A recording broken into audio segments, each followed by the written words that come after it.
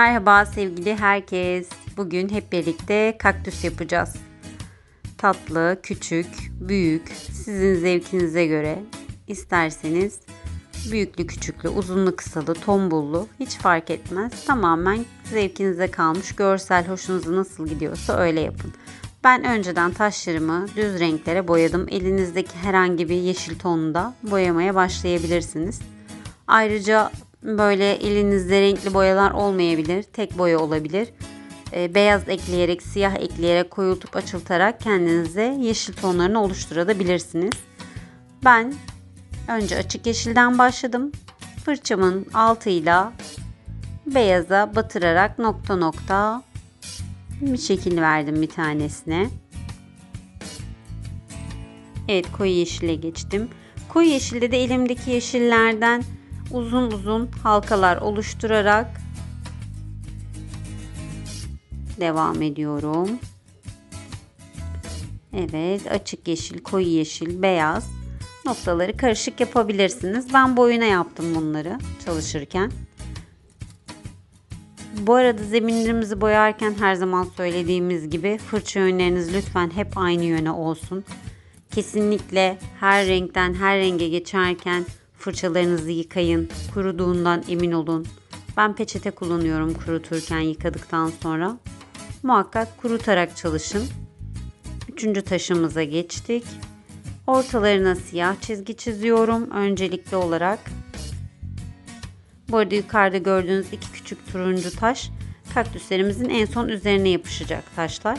Onları da yine aynı noktalama işareti yaptım. Ben pembeyle yaptım. Turuncunun üzerine pembe. Siz beyazın üzerine farklı renk yapabilirsiniz ya da pembenin üzerine turuncu noktalar yapabilirsiniz. Tamamen sizin zevkinize kalmış bir şey. Evet, bu siyah noktaların üzerine, çizgilerin üzerine de beyaz çarpılar çiziyorum.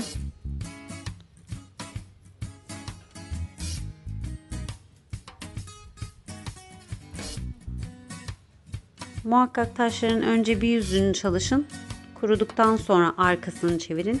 Çünkü tam kurumadan çalıştığımız zaman boyamız dağılabilir.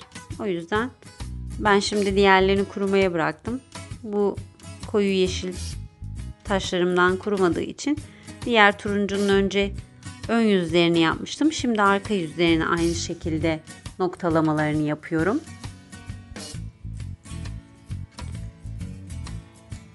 Bu çalışmayı yaparken önce siyah nokta koyuyoruz. Sonra siyah noktanın üzerine beyaz böyle çekerek uç yapar gibi beyazı dağıtıyoruz. Muhakkak tek tek yapın. Gördüğünüz gibi ben önce siyahı yapıyorum, sonra beyazı, ama 3-4 tane ya da 5-6 tane kurumaması lazım siyahın. Çünkü siyah beyazı değdirdiğiniz zaman dağılması lazım. Ve muhakkak biraz önce de gördüğünüz gibi beyazı her yapacağınız zaman beyazdan boya almayı unutmayın. Çünkü beyazı üzerine eklemeniz gerekiyor dağıtırken.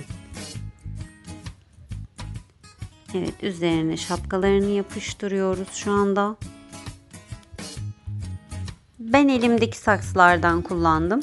Kahverengi taşlar boyadım. Yanlarına yerleştirdim ve saksılarımız hazır. Videomu sonuna kadar izlediğiniz için teşekkür ederim. Umarım çalışmamı beğenmişsinizdir ve denersiniz. Yorumlara sevimli kaktüs emojilerinizi bekliyorum. Eğer yapmamı istediğiniz çalışmalar varsa yorumlardan mutlaka yazın. Beğen butonuna basmayı ve kanalıma abone olmadıysanız abone olmayı unutmayın.